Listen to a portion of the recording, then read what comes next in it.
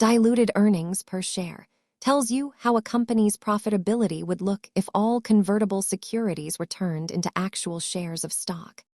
Dilution happens when the number of total shares increases, which spreads the same amount of profit across a larger pool of ownership. The standard earnings per share calculation is simple profit divided by existing shares. Diluted EPS adds potential shares to that denominator. Companies often issue these items as incentives or to raise capital. If they are exercised, the total share count rises. Basic EPS looks at what is happening today, while diluted EPS acts as a stress test for current shareholders. As you can see, the diluted figure is almost always lower because it accounts for the potential increase in the total share count. Smart investors look at both numbers to understand how much a company's future share issuance might affect their own slice of the pie. Thanks for watching.